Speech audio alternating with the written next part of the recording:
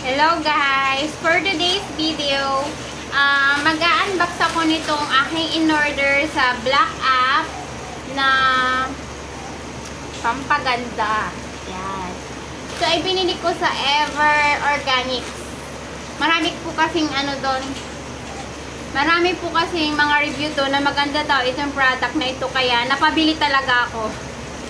Kahit na wala talaga akong hilig sa mga pampaganda ng mukha.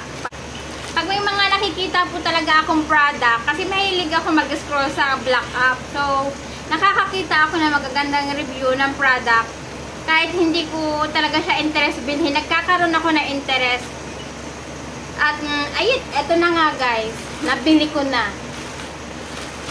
Kaya, buksan na natin. Hindi ako mahilig sa pampaganda guys, kaso nahihikayat ako dun sa mga review ng mga doon, seller. Kaya kahit hindi ako mahilig, yan, napapabili ako ng hindi sa oras. Budol ba? Budol. Yan. Ito guys.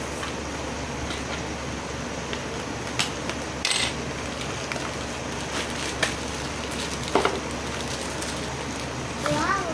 Wow. Wow. Ito guys, nabili ko ito sa halagang 20 pesos. Actually guys, ang dami-dami kong stock na sabon dito sa taas, sa lagayan ko. Ang dami kong iba't ibang klase ng sabon. Maganda ang review, kaya nabudol si Inday nyo.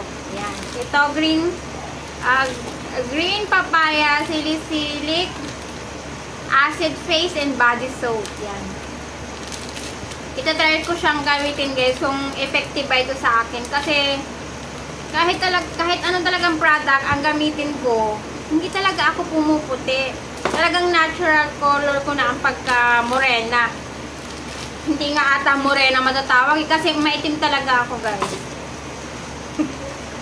Tapos ito naman, ito 20 pesos. Ito, nabili ko ito dati ng ng parang nasa 90 pesos lang siya. Kaso, kanina, bago ako unboxing nitong, parcel na ito, nasa price siya na 147 pesos siya ngayon. Kaya,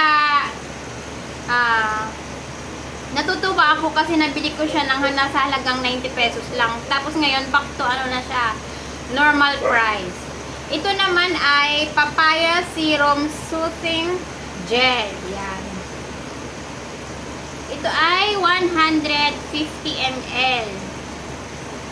Ito ay whitening, white niacinamide, and hyaluronic acid.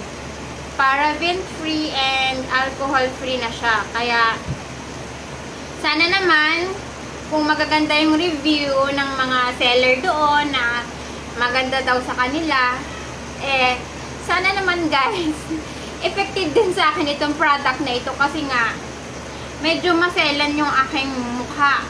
Kahit balat kalabaw tayo, balat kalabaw.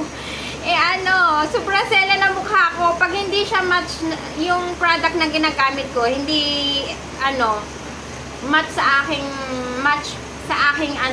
skin, nagkakaroon ako ng mga maliliit na butol sa mukha. O nagkakaroon ako ng mga pimples. Kaya, kaya pili lang yung mga product na ginagamit ko sa mukha ko. Kaya, mahirap maghanap ng product na, babagay sa aking balat. Yan. Sana naman, pag ginamit ko ito, umipik to. Kasi nga, guys, walang tumatalab sa akin na mga whitening product. Yan. Yun ang totoo, guys. Walang tumatalab o walang effective na whitening product sa aking balat. Yan. Kaya, try lang tayo ng try. At kung ano yung maging effective sa balat natin, adi, dumepende na tayo dun sa ating product na kung ano yung i-epekto sa atin. Kaso nga, balat kalabaw talaga. So, wala akong may epekto. Kaya hanggang bili lang ako guys. Hanggang bili lang kasi nga nabubudol. Kaya bili na rin kayo nito guys kasi yung link ng product na ito ay ilalagay ko sa YouTube. Yan. Kaya sana umorder kayo sa aking idadrop na link sa aking YouTube video. Hanggang dito na lang ang aking video. See you next time. Bye-bye!